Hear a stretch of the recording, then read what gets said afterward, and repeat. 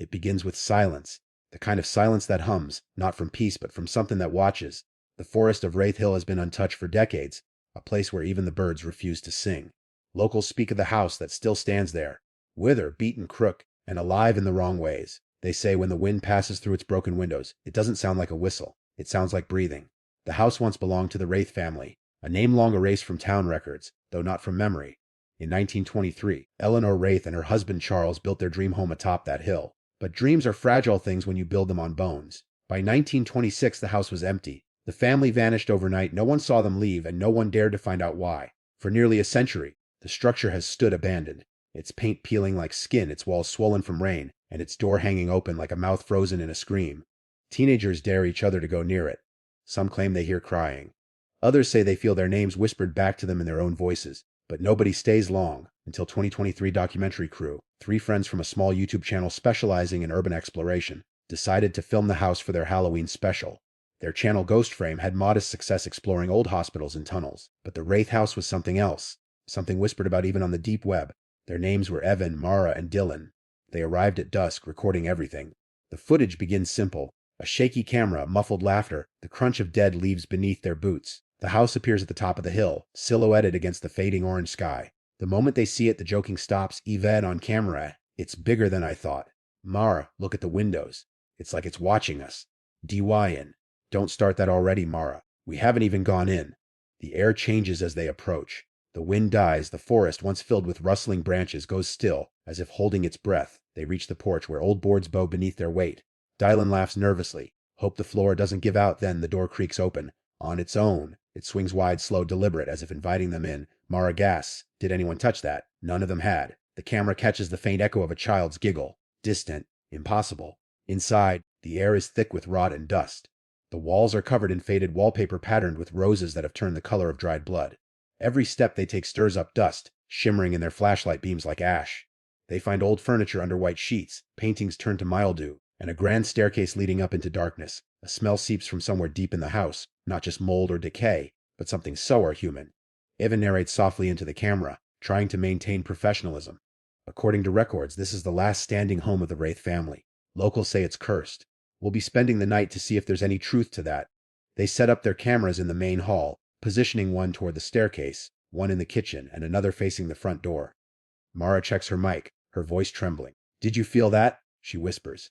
Dylan smirks. Feel what? Then, a sound, a dull thump from upstairs followed by another, and another. They freeze. The camera's microphone picks up the faint dragging of something heavy moving across the floorboards above them. Even calls out hello. Is anyone here? Then a reply, faint, feminine, and cracked like a radio signal. Why did you come back? Mara gasps. Did you hear that? But when they replay the footage seconds later, the voice doesn't appear. Only static. They decide to explore the upper floor. The stairs creak with each hesitant step. The air grows colder, unnaturally so. Their breath fogs in front of them. Dylan's flashlight flickers, and in that brief darkness, the camera catches something at the end of the hall, a figure. Pale, thin, standing motionless by the attic door. When the light steadies, the figure is gone. The attic door is slightly open. The smell from below is stronger now. Evan raises his camera. Let's check it out, he says, forcing a smile. Mara protests but follows. The attic is a time capsule. Old trunks, broken dolls, and a single rocking chair that still sways as if recently touched. On one wall, carved deep into the wood, are words written over and over. S.E. Moon C-U-P-U. Dylan zooms in on the carvings, whispering. What does that even mean? Then the rocking chair stops. Not slowly. Instantly. And behind them, something breathes. A long, deliberate exhale. The camera turns. Nothing. Just the dark attic, and the sound of the wind. They leave in a rush, hearts pounding, pretending to laugh it off. But as they descend the stairs, Mara notices something new on the wall that wasn't there before. A single handprint, small, red, fresh. Evan swallows hard. Maybe we should take a break. They end filming for the night and retreat to their car to review the footage. As the laptop hums and the video plays, they notice something chilling in the reflection of the upstairs window, a woman, watching them leave. Her face pale, her eyes hollow, and though they never entered the room she stood in, her reflection turns to the camera and smiles. They pack up in silence. Evan decides they'll return the next morning to get daylight shots, but Mara doesn't sleep that night, standing beside her bed, whispering in her ear, "You shouldn't have come back." When she wakes up, her pillow is wet, not with sweat, but with muddy handprints. The morning came, but the dread did not fade. Mara sat in the motel parking lot, chains smoking under the gray dawn.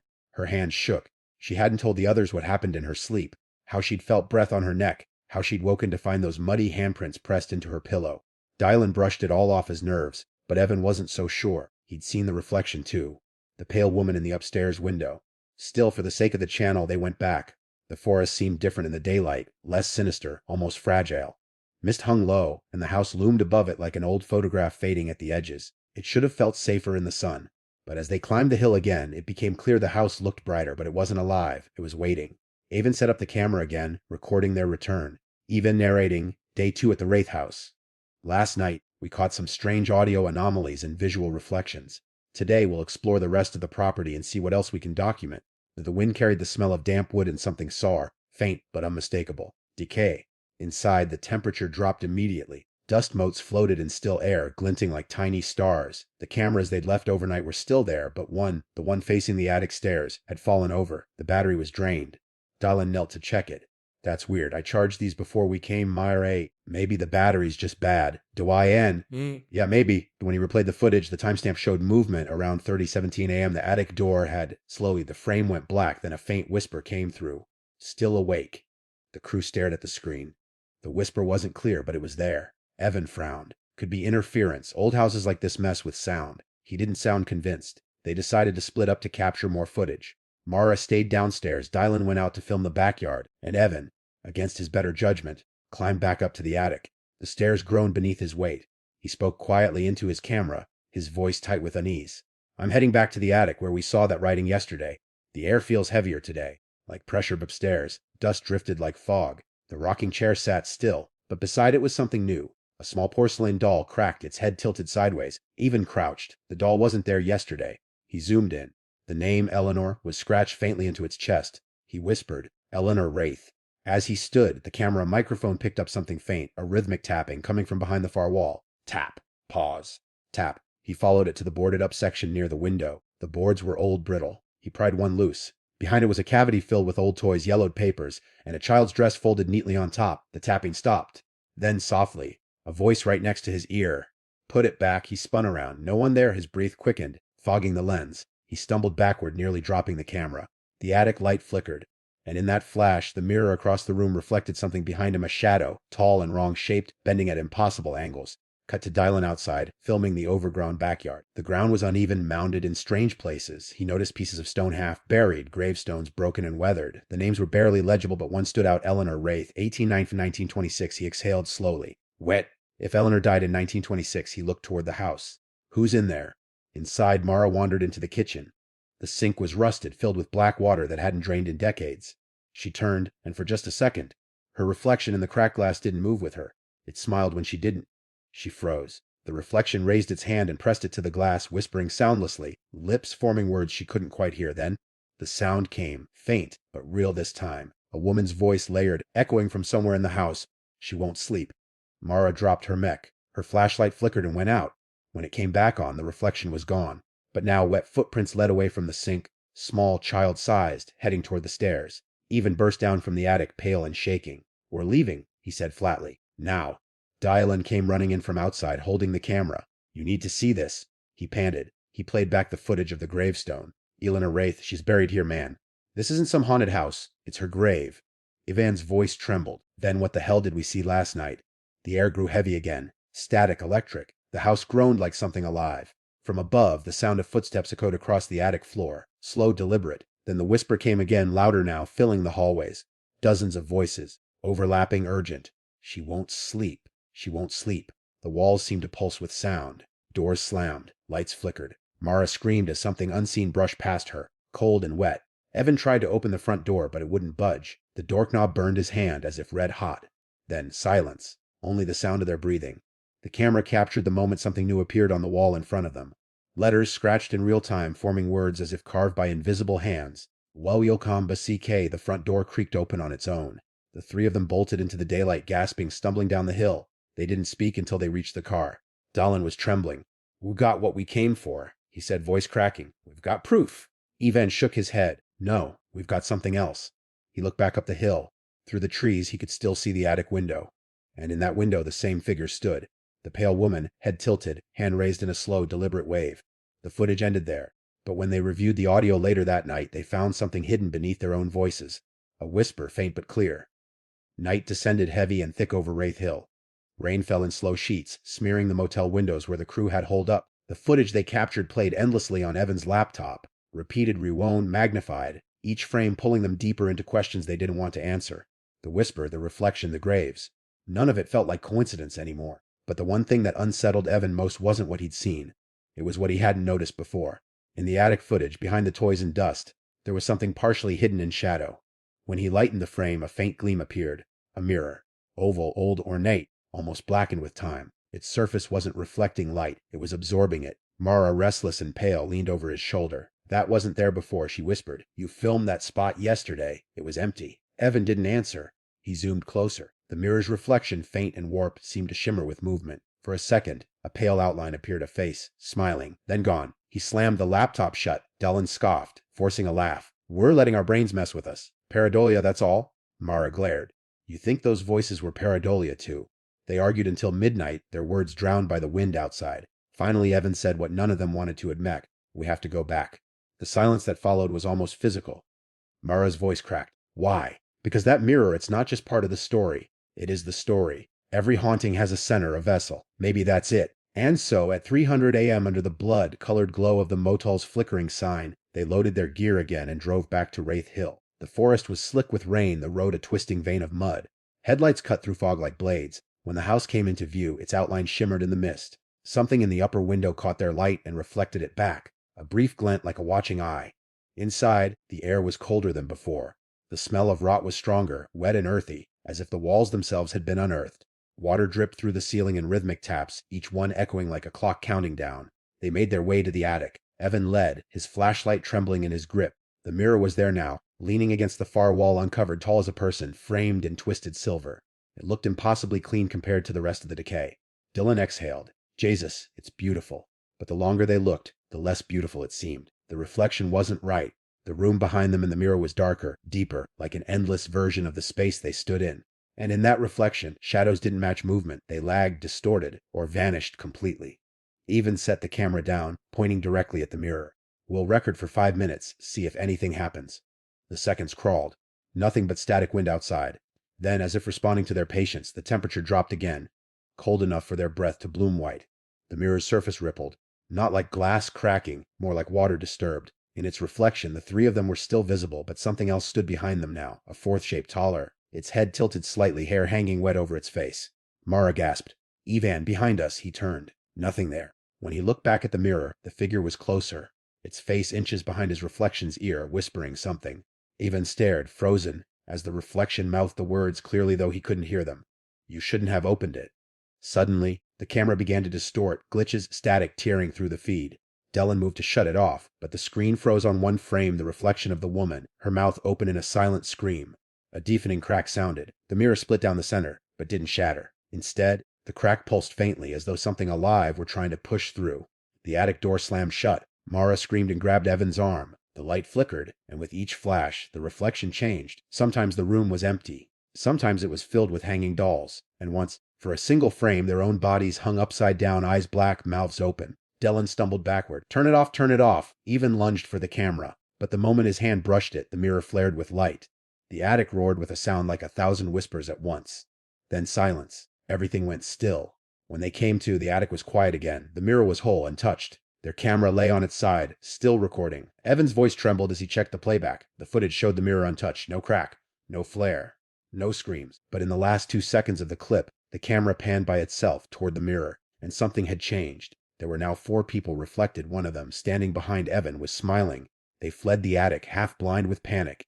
Down the stairs, through the hall, the walls now lined with smeared handprints, small, muddy, endless. In the living room, the fireplace had lit itself, flames burning a cold, blue hue. Mara's breathing was ragged. "We have to destroy that thing. The mirror. It's the source." Evan hesitated. "If we destroy it, we might release whatever's inside." "Or maybe it's the only way to stop it," she snapped. Dellen, sweating and pale, stared back up the staircase. "Guys!" At the top of the stairs, reflected in the flickering light, the woman stood again. Her head tilted, neck at an unnatural angle, eyes hollow. She raised her hand as she did. The mirror upstairs rippled again. Even from below they could hear it, like waves against glass. The entire house began to hum. Furniture trembled. Plaster cracked. The lights flared white, then red. Evan shouted over the noise, "Run!" They burst through the front door just as a shattering sound split the air. The mirror had broken, not exploded, but opened. A scream followed them into the rain, long and piercing, not from a throat but from something deeper. When they reached the car, Mara looked back only once. Through the shattered window of the attic, she saw movement, small hands pressing against the glass from the inside. That night, none of them spoke. They sat in silence, drenched, eyes wide. The footage kept playing by itself. At one point, the video froze on a frame from the attic, Evan's reflection, holding the camera. But his real hand in the footage wasn't. The reflection had moved first. Morning was a lie. The sun rose, but it didn't bring warmth. The motel room was colder than before, the light gray and lifeless. Avon sat awake on the edge of the bed, the laptop screen flickering in front of him. The others slept fitfully, but he hadn't closed his eyes. The video, he couldn't stop watching it frame by frame. It defied reason. In the reflection, he moved before he should have. It wasn't a glitch. It wasn't lag. His reflection was leading him, anticipating his movements, like it knew what he would do next. When he finally tore his eyes away, he saw something that made his stomach drop. On the fog window beside him, words were drawn from inside the glass, letters forming slowly one by one, as though written by an invisible hand. UNDR Tichi Heyus. The condensation trembled. The message stayed. By afternoon, they were back at Wraith Hill. Dellin protested the whole drive, his voice cracking with fear. This is insane, Evan. Whatever's happening, it's not worth it. We should burn that place to the ground. Evan's response was calm, too calm. That would just make it angry. Mara didn't say anything. She stared out the window, pale and hollow-eyed. In her hand, she clutched the small porcelain doll Evan had found in the attic. She swore she didn't take it, but it had been sitting in her backpack when she woke that morning. Its cracked face seemed to follow her wherever she turned. When they reached the house, the front door was already open, as if expecting them. The interior smelled stronger now, wet soil and something metallic, almost coppery. They walked in silence, their flashlights sweeping across the warped floors. The walls seemed to pulse with faint sound, an irregular rhythm, almost like a heartbeat. In the living room, they noticed something new. A section of the floorboards near the fireplace had shifted. A small gap had formed, revealing darkness below. Ivan crouched beside it. Looks like a crawl space. Dylan stepped back. You're not going down there. Ivan looked up at him. The message said under the house. We need to see what's there. Mara whispered. Who sent that message? Evan. Who's we? He didn't answer. He just started prying up the boards. Each creak echoed through the hollow space beneath, followed by faint, wet breathing sounds that weren't theirs. When the opening was large enough, a cold draft rose from below, thick with rotten moisture. Dellin gagged. It smells like a grave. Even switched on his camera and lowered himself into the dark.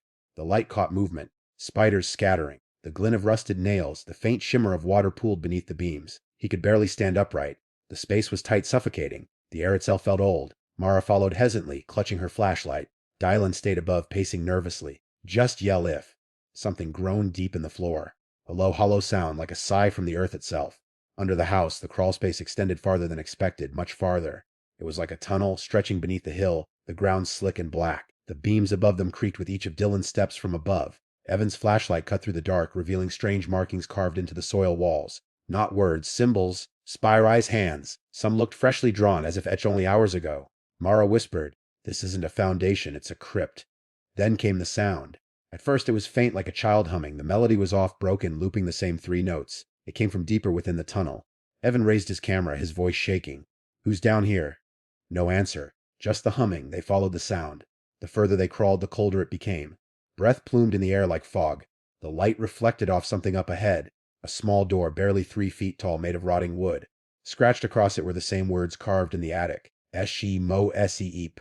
The humming stopped. Mara's flashlight flickered out. For a second there was only blackness, and then, from behind the door, a whisper at me. Evan froze. "Did you hear that? Please help me. A child's voice, fragile." Crying? Mara's voice trembled. "It's not real." "Don't open it." Evan reached for the latch anyway. The moment his fingers brushed it, the whisper changed, soft and wet and wrong. "You came back." The door flung open. Inside was nothing but earth and bones. Tiny bones. Dolls mixed with real skulls, small and cracked. The walls pulsed faintly with light, as if breathing. In the center of the dirt, half buried, was a photograph, an old black and white portrait of the Wraith family. Charles, Eleanor, and their daughter Rose. The little girl's eyes were crossed out in ink. Evan picked it up carefully. On the back, written in faded pencil, were 3 words. "She's still here." Behind them, something shifted, a dragging sound, wet, heavy. Mara turned, flashlight trembling, a van. 2 pale hands emerged from the dirt. They clawed upward, pulling a figure through. The small body of a child, covered in mud. Eyes white and empty. Her mouth hung open, as if gasping for air she no longer needed. Mara screamed, scrambling back toward the hole. The camera shook violently. The child's head tilted toward Evan, twitching, cracking. "Why did you wake me?" The ground rippled like liquid. Evan dropped the camera and pulled Mara up through the opening. Dylan, hearing the screams, reached down to grab them, just as the floor collapsed beneath his feet. The camera continued recording from the crawlspace tilted sideways. Through the flickering light, movement could still be seen below, something dragging itself closer to the lens. The last frame captured before the battery died was a small, muddy hand pressing against the glass. Hours later, they sat in their car drenched in mud, trembling in silence. Dylan's leg was bleeding from a splintered floorboard, and Mara's hands wouldn't stop shaking. Avon finally